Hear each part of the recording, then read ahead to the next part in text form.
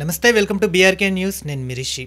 ఇక నిన్న తీన్మార్ మల్లన్నను వ్యతిరేకించే క్రమంలో కొంతమంది విద్యార్థులను చూసాం. అసలు తీన్మార్ మల్లన్నను ఎందుకు వ్యతిరేకించారు? దాని వెనుక ఉన్న రహస్యం ఏంటి? అసలు తీన్మార్ మల్లన్నను వ్యతిరేకించడానికి గల కారణాలేంటి? ఉద్యోగాల గురించి ఇప్పటిదాకా గవర్నమెంట్తో ఎటువంటి మాటలు కూడా మాట్లాడలేదని విద్యార్థులు ఆందోళన చెందుతున్నారు. మరి వాటి గురించి మనకు వివరించడానికి ఉస్మానియా యూనివర్సిటీ విద్యార్థి అయినటువంటి జనార్దన్ గారు మనతో పాటు ఉన్నారు. వారిని అడిగి తెలుసుకుందాం. హాయ్ అన్న. నమస్తే అన్న, ఎట్లున్నారు? నిన్న జరిగిన తీన్మార్ మల్లన్న సమావేశంలో మీరు తీన్మార్ మల్లన్నకు నిరసన సెగ తగిలేలా చేశారు. అసలు ఎందుకు చేయాల్సి వచ్చింది?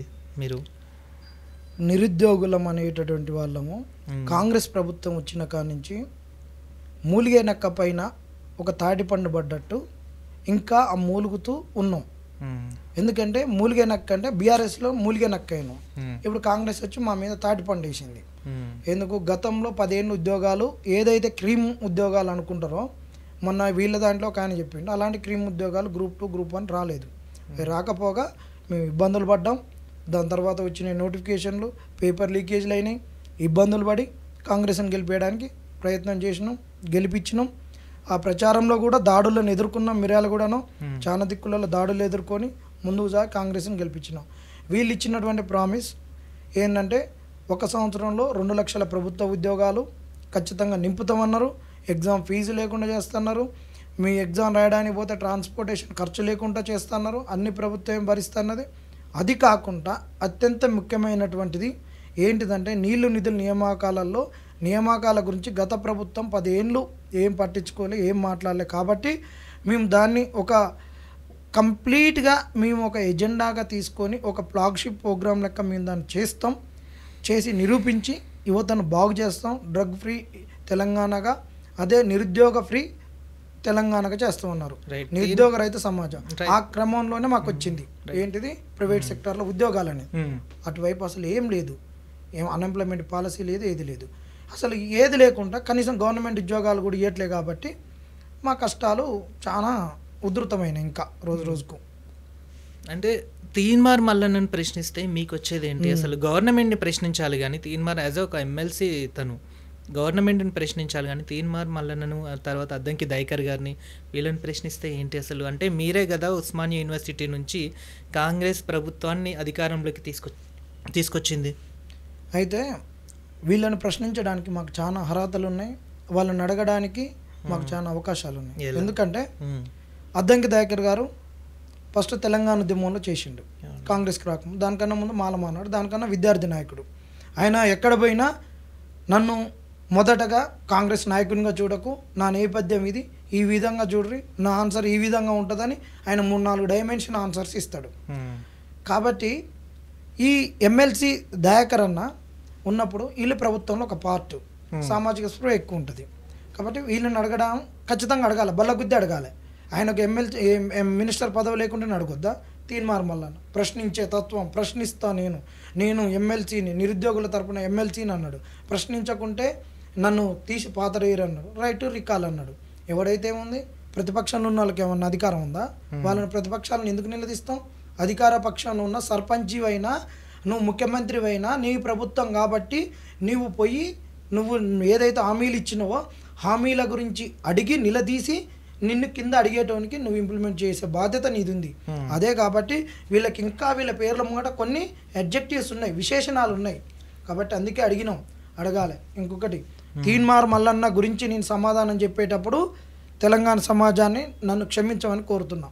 ఎందుకంటే భాష అనేటటువంటి తీన్మార్ మల్లన్న ఉపయోగించే భాషలోనే మేము ఆన్సర్ చెప్తే ఆయనకి ఎక్కుద్ది. ఏ జబ్బు ఉంటే ఆ జబ్బుకు ఆ మంది ఇస్తేనే తగ్గుద్ది. ఈయనకు ఏ భాషలో చెప్పాలనో ఆ భాషలు చెప్తేనే ఉంటుంది. కాబట్టి ఈయన మొరటి భాష కాబట్టి, ఈయన ఇక లకారాలు కూడా ఎత్తుకునే ఉంటాయి కాబట్టి ఆ భాష ప్రయోగిస్తా. కాబట్టి నన్ను క్షమించమని అడుగుతున్నా. తీన్మార్ మల్లయ్య, నీకు జీలో దమ్మున్నా, నీకు ఒకడు వాడు చెప్పిండు కదా ఏమో వటకాయ మల్లయ్య అని, నువ్వు రైట్ టు రికాల్ అనేటటువంటి వాడు చెప్పిన దాని కింద నువ్వు మలిచిపెట్టుకుంటే ఊకో. నీకు జీలో దమ్ము లేదంటే ఊకో. నీకు జీలో దమ్ము ఉందన్న రైట్ టు రికాల్ అనేది ఒక జ్యోతిష్యుడు చెప్పినట్టు ఏదో అన్న కాయ కింద మలిచిపెట్టుకోకుంటే అశోక్ నగర్కు రావాలి. నువ్వు నిరుద్యోగుల తరపున కొట్లాడాలి. నువ్వు గ్రాడ్యుయేట్స్ చేసినటువంటి ఓట్లతోటి గెలిచినావు నువ్వు. ఒక్క రోజన్నా నిరుద్యోగుల తరపున వచ్చి రోడ్డు మీద కొట్లాడినావా? నిరుద్యోగుల తరపున కాదు, ఈయన ఎత్తుకున్న వాదం నుంచి ఏనాడన్నా మాట్లాడిండా? ఈయన రోడ్ల మీదకి వచ్చిండా? కొట్లాడిండా? ఏ రోజు కొట్లాడాడు? అంటే అంతకన్నా ముందు మాట్లాడారు. ఏనాడు కొట్లాడాడన్నా? వచ్చిరాని భాషను ఉపయోగించి, ఆ అడ్డమైన భాషను ఉపయోగించి సెన్సేషనల్ అయి ఆ భాషా ప్రయోగం వల్ల కేసులు పెట్టించుకొని, నేను ఇన్ని కేసులు అయినాయి. నువ్వు ఎవరి కొరకు కేసులు పెట్టించుకున్నావు? నీ కేసులు అన్నిది నువ్వు ఉపయోగించినటువంటి భాష వల్ల, అసందర్భంగా ఉపయోగించేటటువంటి అనైతిక భాష వల్ల నువ్వు కేసులు పెట్టుకున్నావు తప్పితే నువ్వు ఏది నువ్వు కొట్లాడి పెట్టించుకోలే. సమస్యకు పరిష్కారం కావాలంటే మనం ఒక ప్రెషర్ గ్రూప్గా బిల్డప్ అవ్వాలి ప్రభుత్వం పైన, దెన్ లీగల్ ఫైట్ చేయాలి. ఈ రెండు చేయాలి. ఈ రెండు చేయడు. ఉట్టిగానే పొద్దున్నే లేస్తాడు, మంచిగా తాగుతాడు, వస్తాడు, ఇట్లా అనుకుంటా ఇట్లా స్క్రోల్ చేసుకుంటా, వీడేమో అనడేమా, వీడు రెడ్డోడు, వీడు ఎలమోడు, ఈయనకి మానేడు బియ్యం వస్తే పొదువు 3 నెలలు తింటారు, ఒక బస్తా బియ్యం వేస్తే 6 నెలలకు మిగులుతాయి వీళ్ళకు, మీ ఓట్లు వద్దు, రెడ్డోడు గిడ్డోడు ఇష్టం వచ్చినట్టు మాట్లాడి తిట్టి ప్రజలను రెచ్చగొడతాడు. రెచ్చగొట్టి కేసులు పెట్టుకుంటాడు. మేము అడుగుతున్నాం, ఇలాంటి రెచ్చగొట్టుళ్ళు మమ్మల్ని తిట్టుళ్ళు చేస్తే ఊకం. నువ్వు ఎట్ట మాట్లాడతావు, నేనట్టనే మాట్లాడతావు. నిన్నొకటి ఎందుకు అడ్డుకోవాల్సి వచ్చింది అన్నట్టు, అడ్డుకున్నాడు కాదు అసలు. అసలు మేము బుక్ చేసుకున్న స్లాట్లో ఈడోడు వస్తందుకు, ఈయనవడు. నేను అంటున్న ఎమ్మెల్సీగా నీకు గౌరవం ఇవ్వాలి. ఎమ్మెల్సీ తీన్మార్ మల్లన్న గారు అనాలి. నువ్వు అందరికీ అట్టనే అంటావు. నువ్వు ఒక ఎమ్మెల్సీ గౌరవ పొజిషన్లో ఉన్నావు. ఉన్నప్పుడు నిన్న ఉన్న వీడియోలో వీడోడు ఈ పోరగాడు ఉన్నాడు, వీడు ఉస్మాన్ యూనివర్సిటీ అని చెప్పుకుంటాడు, వీడు యూనివర్సిటీ కాదు, వీడిని తన్నీర్రు యూనివర్సిటీ పేరు చెప్పుకుంటుంటే వీడు గ్రూప్ 1 గురించి కేసులు వేస్తున్నా, డబ్బులు వసూలు చేసిండు అని అన్నావు. వీడు అని నన్ను అన్నావు కాబట్టి మల్లిగా అని కూడా మల్లిగా అంటావు. నువ్వు నాకు గౌరవం అయినప్పుడు నేను నీకు గౌరవం. నాకు రాజ్యాంగం ఎంత మానవీయ విలువలను ఇచ్చిందో, నాకెంత రెస్పెక్ట్ని ఇచ్చిందో, ఒక మనిషిగా పుట్టుకతోటి హ్యూమన్ రైట్స్ నేను ఎన్ని పొందినో, ఆ హ్యూమన్ రైట్స్ నువ్వు వయలేట్ చేసినప్పుడు నాకు లేని గౌరవం నీకు కూడా ఇయ్యను. ఈ మల్లిగాడు నిన్న ఏం చేసిండు? నిరుద్యోగుల తరపున కదా మాట్లాడాల్సింది. నిరుద్యోగుల స్లాట్ లేనప్పుడు ఏం చేయాలి ఆయన? ఈయన 11 నుంచి 12 వరకు రాలేదు, మా 12 నుంచి 1 వరకు మేము మాట్లాడుకున్నాం. వచ్చిండు, మా స్లాట్లో వచ్చి మాట్లాడిండు. ఈయన మాట్లాడినాక మేము ప్రెస్ మీటింగ్ కూడా ఎక్కడ భంగం చేయలేదు. ఏం చేసినాం? ఈయన ప్రెస్ మీట్ అయిపోయినాక జర్నలిస్టులకు ఈయనకు ప్రశ్నోత్తరాలు, యక్ష ప్రశ్నలు నడిచేటప్పుడు ఒక 3 ప్రశ్నలు అయిపోయినాక, తీన్మార్ మల్లన్న నువ్వు నిరుద్యోగుల తరపున ఇంకా మిగతా గ్రాడ్యుయేట్స్ తరపున గెలిచినటువంటి వానివి, గ్రాడ్యుయేట్స్లో ఎక్కువ నిరుద్యోగులే ఉన్నారు, వాళ్ళ గురించి ఇంతవరకు నువ్వు కొట్లాడలేదు, ఒక కేసు వేయలేదు ఈయన అని మేము అడిగినాం. నిన్న ఆయన అక్కడ ఎక్కువ మాట్లాడింది ఏంటంటే ఈడబ్ల్యూఎస్ గురించి మాట్లాడిండు. ఈడబ్ల్యూఎస్ ఇంప్లిమెంటేషన్లో ప్రాబ్లం ఉన్నప్పుడు కేసు వేసిండా? వేయలే కదా. ఇంప్లిమెంటేషన్ ఎప్పటి నుంచి వచ్చింది? 5 ఏళ్ళ నుంచి వచ్చింది. ఎన్ని నోటిఫికేషన్లు అయిపోయినాయి? నువ్వు అంటే యూపీఎస్సీ చూపిస్తావు, అవి చూపిస్తావు, ఇవి చూపిస్తావు. ఎందుకు కేసు వేయలే? ఎందుకు కపిల్ సిబాల్ని తీసుకురాలే? ఎందుకు నువ్వు పెద్ద పెద్ద అడ్వకేట్లను తీసుకురాలే సుప్రీంకోర్టు నుంచి? సెకండ్కు మినిట్స్కు డబ్బులు తీసుకునేటటువంటి వాళ్ళని ఎందుకు తీసుకురాలే? బీసీ సమాజం గురించి అంటావు కదా, నా బీసీలు ఒక్కొక్కడు 1000 రూపాయలు వేసుకుంటే రెడ్డి వాళ్ళు ఎక్కడనో భయపడతారు ఎన్నికలప్పుడు, మనకు ఫండ్ ఉంది, అన్నీ ఉన్నాయి, మనకు కులస్పృహ లేదంటున్నావు. అంత ఆర్థికంగా ఉన్నటువంటి బీసీల కాంచి మరి డబ్బులు అడిగి నువ్వు పెద్దన్నవే కదా, నువ్వు నాయకునివి కదా, నేను సీఎంని కాకూడదు అంటావు కదా. సీఎం అయ్యే నాకు లక్షణాలు ఉన్నోనివి, అందరిని ముందుండి నడిపేటోనివి, మరి పీకుడు కానీ ఎందుకు డబ్బులు అడిగి కేసేయట్లో? ఎవరిని మోసం చేస్తుందిరా? నిన్ను అడగకూడదు, నిన్ను ఈ మాటలు అనకూడదు. ఇప్పుడు ఆయన మనసులో వచ్చి నన్ను అన్నారు అనుకో, నువ్వేందిరా అది ఇది. నువ్వు అన్నావు కాబట్టి నేను అంటున్నాను, నువ్వే రాయేస్తే ఆ రాయేస్తుంది. మళ్ళన్న పిచ్చి కుక్క, గజి కుక్క. ఈ గజి కుక్కను పిచ్చి కుక్కను రాళ్లతోటే రప్పలతోటే కొట్టాలి, లేకుంటే తినడు, అహంకారంతో వస్తాడు. ఇలా నిరుద్యోగుల మీదకి వచ్చినప్పుడు మేము వదిలిపెట్టినాం అనుకో, ఈ నిరుద్యోగ సమస్యలను అన్నింటినీ కూడా సైడ్ ట్రాక్ చేస్తాడు. మాట్లాడేటోళ్ళు అందరి మీద ఇష్టం వచ్చినట్టు అబండాలు వేస్తాడు. మా మీద అబండాలు వేస్తే ఊకోం బిడ్డ, తోడకలు తీస్తాను చెప్తున్నాం. మేము కూడా తెగిడిచే ఉన్నాం. తెలంగాణ బిడ్డలో పుట్టిన వాళ్ళమే, నల్లగొండ గడ్డ నీళ్ళు తాగిన వాళ్ళం. ఇంకొకటి వేసిండన్న మాకు నిన్న నా మీద డబ్బులు వసూలు చేసిండు. ఎక్కడ వసూలు చేసిందా? సిగ్గులేనోడా, నువ్వు వచ్చి కేసులు వేస్తే నువ్వు కదా ఎమ్మెల్సీవి, గ్రాడ్యుయేట్ ఎమ్మెల్సీవి, నువ్వు కదా పోరాడాల్సింది. నువ్వు పోరాడితే మేమెందుకు కొట్లాడతాం చెప్పు? మాకేం అవసరం కేసులు వేయాల్సింది?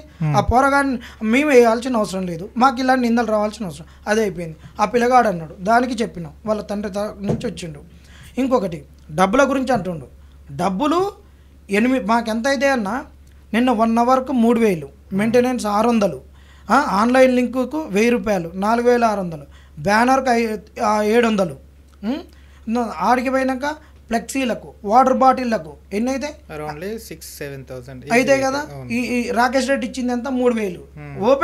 ఓపెన్లో పెట్టిన గ్రూప్లో అడిగిండు, ఆయన ఎంత ఇచ్చిండా, రాకేష్ రెడ్డి ఏమన్నా ఇచ్చిండా, ఆయన కాడేమన్నా అడక తింటున్నాడు. ఆయన కూడా అసలు వాళ్ళు అరేంజ్ చేయొచ్చు కదా, వాళ్ళు అరేంజ్ చేయకుండా మమ్మల్ని ఇట్లా చేసేసి వాళ్ళ కూడా తప్పే ఇవ్వాలి.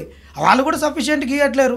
సరే సచినోత్సవం ఎవడు ఇవ్వట్లేరు, ఇచ్చేటోడు ఇస్తుండు, ఇచ్చేటోడిని అనొద్దు, తులమో పొలమో వస్తున్నాయి, చేసుకుందాం, మనకు కొద్దిగా ఆర్థిక భారం తప్పొద్దు అన్నాం, చేసుకున్నాం, అయిపోయింది. నువ్వు ఆయన ఇచ్చిండు, రాకేష్ రెడ్డి ఇచ్చిండు, ఇక రాకేష్ రెడ్డి పంపించిండు, బీసీ వాదాన్ని ఆగం చేయాలంటున్నాడు. ఎవడు ఆగం చేయాలనుకున్నాడు? ఇంకోటి అయిపోయినాకనంటే మేము రాకేష్ రెడ్డికి పోయి నువ్వు పంపించినావు, మేము మళ్ళీ నువ్వు ఇట్లా చేసినావు అట్లా చేసినావు, ఇంకా మా రిమైనింగ్ పేమెంట్ అని 30,000 అంటే ఆయనకు 4 పెట్టి అడుక్కున్నావు అంట. అరే నీకు 4 పెట్టేది ఉండాడు, అసలు ఈపు పలగొట్టి 4 పెట్టి చింతపండుతోటి పులుసు గారిస్తే అర్థమయ్యేది. ఇంకోటి బీసీ రిజర్వేషన్ దాని మీద కూడా ఇప్పుడు మల్లన్న గారు మాట్లాడుతున్నారు. ఆ టైంలో మీరు వెళ్ళి ఒక నిరుద్యోగుల గురించి మాట్లాడడం ఎంతవరకు కరెక్ట్ అని వాళ్ళ కొంతమంది అంటున్నారు. దాన్ని ఇట్లా చూడొచ్చు. 100% కరెక్ట్ అన్న, 100% కరెక్ట్. ఇంకొకటి, మేము కావాలని పోలేదు, మేము ఆడ మా ప్రోగ్రామ్ ఉంది, ప్రోగ్రామ్ ఉంది కాబట్టి పోయినాం. మీకు అన్ని స్క్రీన్ షాట్లు మాకు ఉన్నటువంటి అన్ని పంపిస్తాం. మేము పోయినాం. అసలు మాకెందుకు హక్కు లేదు? నువ్వు 42% రిజర్వేషన్ ఎలా అంటున్నావు? పొలిటికల్గా ఉద్యోగాలలో అంటున్నావు. ఆల్రెడీ దోసుకొని పోతారు కదా. 29 జీవో తీసుకొచ్చి 12 సంవత్సరాల నుంచి గ్రూప్ 1 లేదన్నావు. ఒక సివిల్స్ లాంటి పెద్ద నోటిఫికేషన్ 563 పోస్టులకు, ఆ పోస్టులకు వచ్చినటువంటి నోటిఫికేషన్లో 29 జీవోని తీసుకొచ్చి అలా SC ST BC minority EWS బీదోనికి కూడా ఉద్యోగాలు రాకుండా చేస్తున్నటువంటి పరిస్థితిలో నువ్వు కేసు చేయకుండా ఏం చేయకుంటున్నప్పుడు ఉన్న రిజర్వేషన్ పోతుంటే మేమేం చేయాలి? గూట్లో ఉన్న గుడ్డు ఒళ్ళో ఉన్న 2 గుడ్లతో సమానం అంట. అది మేము చేస్తుంటే ఈయనకు బొప్పయిందా? ఎందుకు అడగొద్దు ఈయనను? ఎందుకు అడగొద్దు అంటే బీసీ వాదం వెనకబడుతుందా? ఏమన్నా మేము వేరేది తీసుకొస్తున్నామా?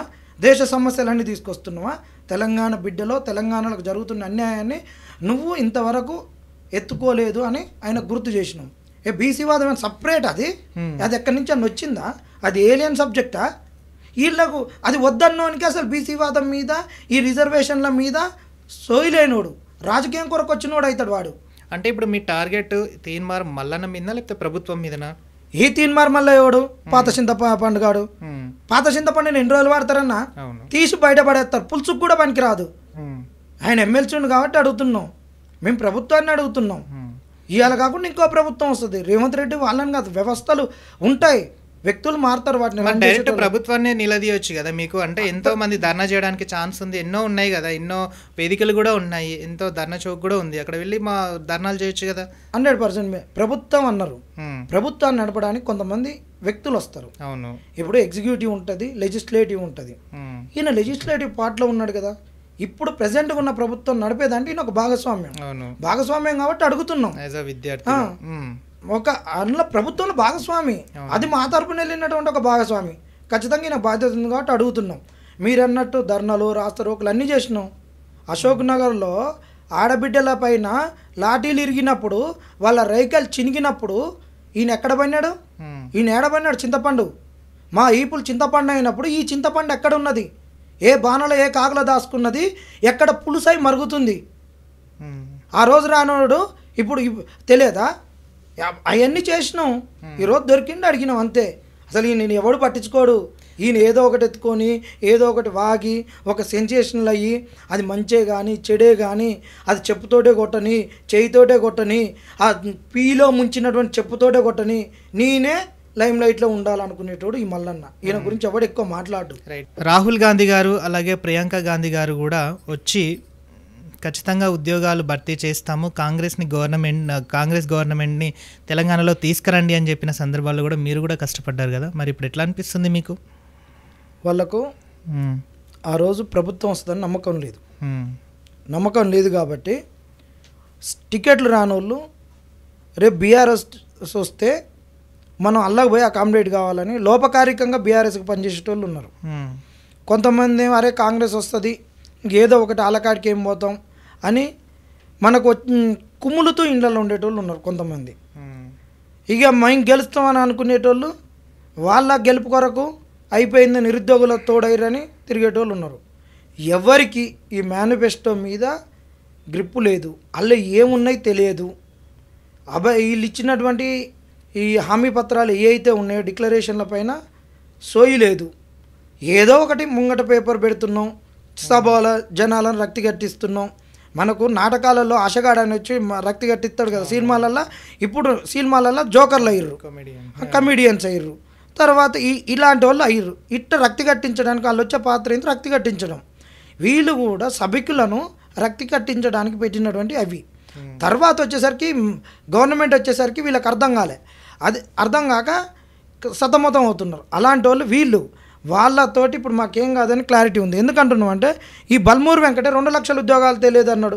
ఎమ్మెల్సీ లేచని నిరుద్యోగుల తరపున కొట్లాడిని అన్న ఈయన చెప్తాడు చూడ్రి.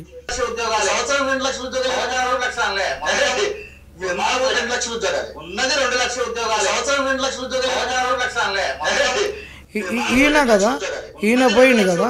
మళ్ళీ అద్దంకి దయాకర్ గారు కూడా ఆయన కూడా అంటారు చూడండి, ఏడాదికి 2 లక్షల ఉద్యోగాలు భర్తీ చేస్తామని చెప్పి ఎన్నికల మేనిఫెస్టోలో మీరు అప్పుడు నిరుద్యోగులకు హామీ ఇచ్చారు.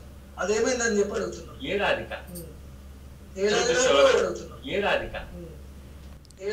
ఇది వీళ్ళు మాట్లాడే మాటలు. ఇక ఉద్యోగాలు నింపిన దాంట్లో ఆయన సీఎం ఏమో 60,000 అంటారు, తర్వాతనేమో శ్రీధర్ బాబు ఏమో 70,000 అంటారు. చూడు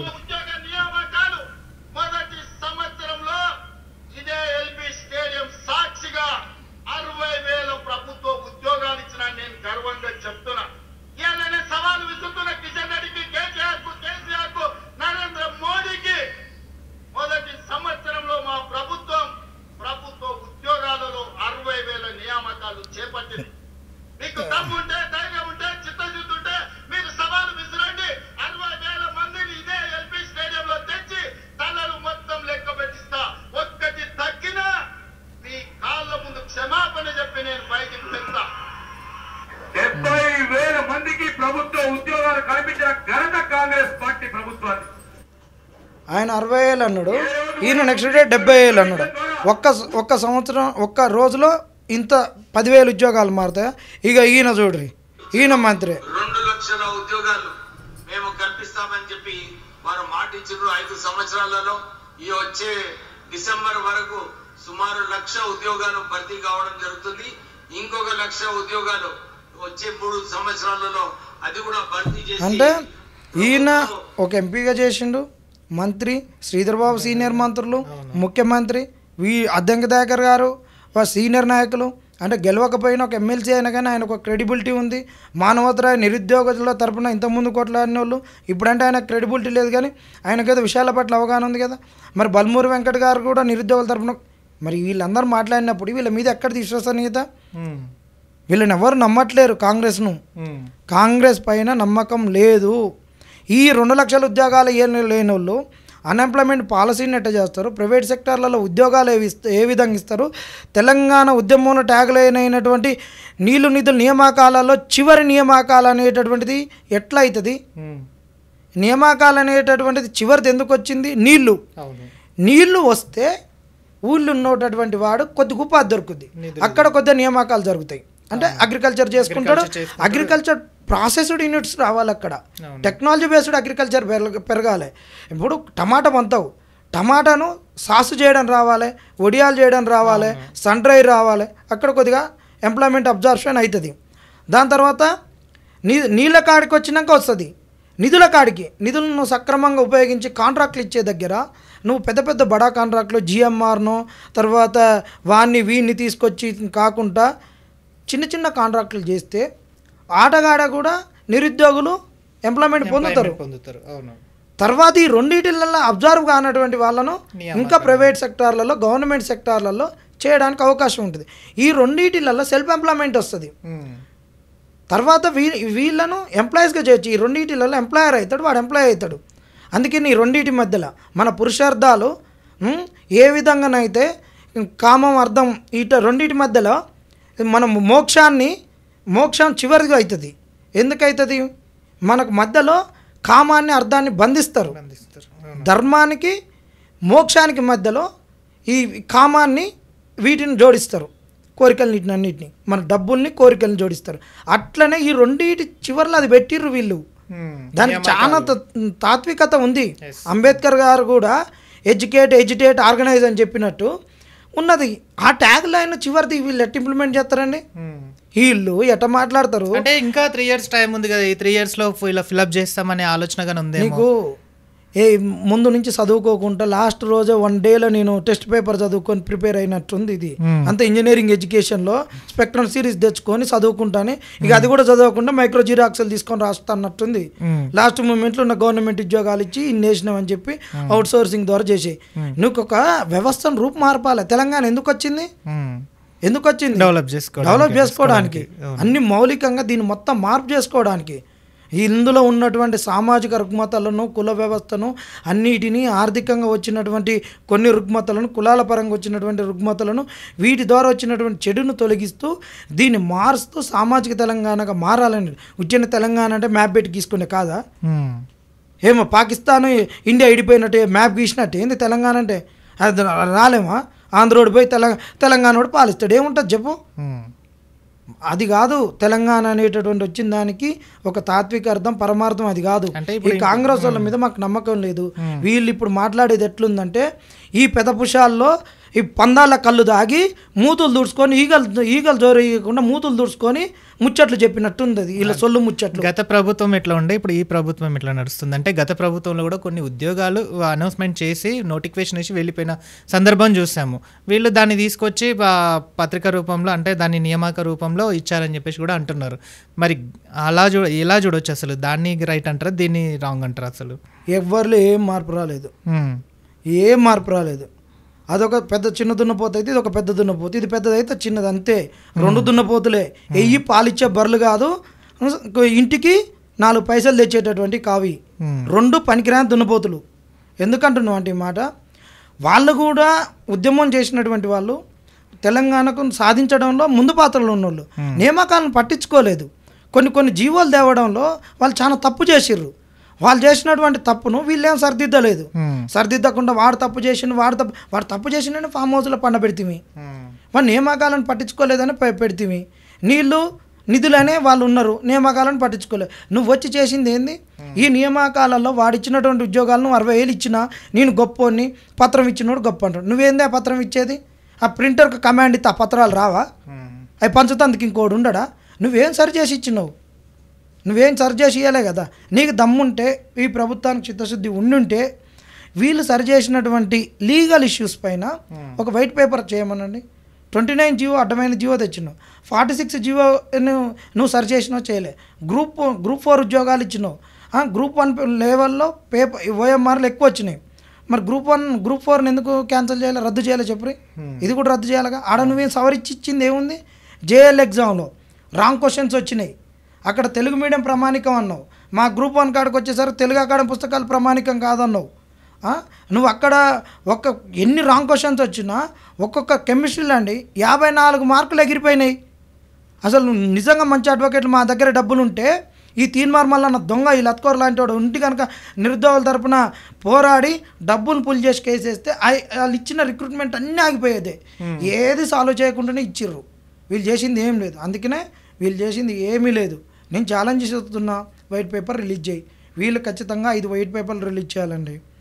గ్రూప్ 1 మన పబ్లిక్ సెక్టార్లో ఉన్నటువంటి ఉద్యోగాల మీద వైట్ పేపరు, ప్రైవేట్ సెక్టార్లో ఉన్న ఉద్యోగాలపైన వైట్ పేపరు, టీజీపీఎస్సీ ప్రక్షాళన మీద వైట్ పేపరు. ఇప్పటి వరకు వీళ్ళు సాల్వ్ చేసినటువంటి లీగల్ ఇష్యూస్, భవిష్యత్తులో రాకుండా చేసుకున్నటువంటి కట్టుదిట్టమైన చర్యలపైన వైట్ పేపరు, అన్ఎంప్లాయ్మెంట్ పాలసీ పైన వైట్ పేపరు. ఈ చేస్తే కదా తెలంగాణ వచ్చినందుకు మనం తెచ్చుకున్నటువంటి కాంగ్రెస్కి కూడా ఒక సార్థకత ఉండేది. సోనియా ఇచ్చినటువంటి కాంగ్రెస్కి ఒక సార్థకత ఉండేది. ఉట్టిగానే అమ్మ అన్నావు. అమ్మ కొడుకులు ఆగమైపోతుంటే కాళ్ళు కడుపులతోటి పంతుంటే అమ్మ ఎప్పుడన్నా సంతోషంగా ఉంటుందా? ఇక్కడ 6 బలిదానాలు జరిగినాయండి. 6 హామీలు నెరవేరలే కానీ 6 నిరుద్యోగ ఆత్మహత్యలు జరిగినాయి ఈ కాంగ్రెస్ వచ్చినాక. దీనికి బాధ్యులు ఎవరు? ఈ సోనియమ్మ దీన్ని ఉపేక్షిస్తుందా? కాంగ్రెస్ వచ్చినాక నిరుద్యోగులకు ఒరిగింది ఏం లేదు. ఇంకా నిరుద్యోగులు నాశనం అయ్యారు. రైట్. చివరిగా మీ పరంగా మీరు ఒక ఉస్మానియా యూనివర్సిటీ విద్యార్థిగా గవర్నమెంట్కి ఏం చెప్పదలుచుకున్నారు, ఏం డిమాండ్ చేయదలుచుకున్నారు? ఒకటే, ఏం లేదు. మీరు ఏదైతే హామీలు ఇచ్చిర్రో హామీ పత్రాన్ని ఫస్ట్ చదువుకోరి. చదువుకొని మేము ఏమేమి తప్పులు చేసినా ఇప్పటివరకైనా ఒక రియలైజ్ అయిపోయి నోరు జారకుండా ఎక్కడ ఏదైనా మాట్లాడితే ఒకళ్ళొకళ్ళు కోఆర్డినేట్ అయ్యి ఒకరికొకరు ఫోన్ చేసుకొని మీరు మంత్రులైనా ఎవరైనా మీరు పెద్దలందరూ ఫోన్లు చేసుకొని కరెక్ట్ ఇన్ఫర్మేషన్ ఇయ్యి. గతంలో ప్రభుత్వాలు ఒక స్టేట్మెంట్ ఇస్తే నోటిఫికేషన్ వచ్చేది. ఆ విధంగా ఒక వ్యవస్థను తీసుకురాలి. ఇప్పుడు మేము అడుగుతున్నటువంటి డిమాండ్స్ అన్నిటిని నెరవేర్చాల్సిందే. ఈ తెలంగాణలో ప్రభుత్వ ఉద్యోగాల వైపే యువత లేరు. వచ్చిన తెలంగాణలో ప్రైవేట్ సెక్టార్లో ఉండాల్సిందే. మార్వాడి వాడు తెలంగాణ నుంచి వెళ్ళిపోవాల్సిందే. తెలంగాణ ఉద్యోగాలు తెలంగాణకు రావాల్సిందే. తెలంగాణోడు ఇచ్చినటువంటి భూమి నీళ్లు అన్ని కంపెనీలకు ఇస్తుంటే వాడు పే బ్యాక్ టు ద సొసైటీకి ఏమి ఇస్తుండో ఆ pay back to the society తెలంగాణకు ఉద్యోగాలు రావాలి. వీటి వైపు మీరు కనుక అడుగులేయకుంటుంటే మాత్రం మిమ్మల్ని పాతరేసి తొక్కుతామని చెప్తున్నాం. Right, thank you so much sir. చూశారు కదా, తెలంగాణలో ఉద్యోగాలు ఇచ్చేంత వరకు వెంట పడతాము, వెంటాడి మరి కూడా మేము ఉద్యోగాలు సాధించుకుంటామని చెప్పేసి కూడా జనార్దన్ గారు అంటున్నారు. మరి వీళ్ళ పోరాటానికి ఖచ్చితంగా తగిన న్యాయం జరుగుతుందా లేదా అనేది వేచి ఉండక తప్పదు. చూస్తూనే ఉండండి బీఆర్కే న్యూస్ తెలుగుడి సత్తా.